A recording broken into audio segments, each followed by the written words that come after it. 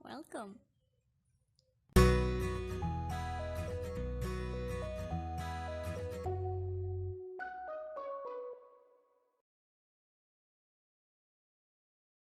Jadi, ini adalah materi pembelajaran BIPA hari ini ya teman-teman. Tidak ada percakapan.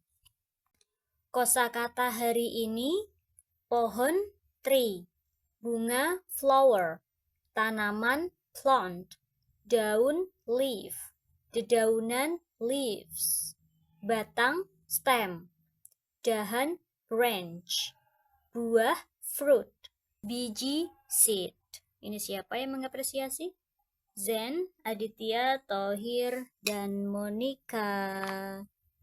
Gitu aja ya untuk hari ini teman-teman. Sampai jumpa besok. Dadah!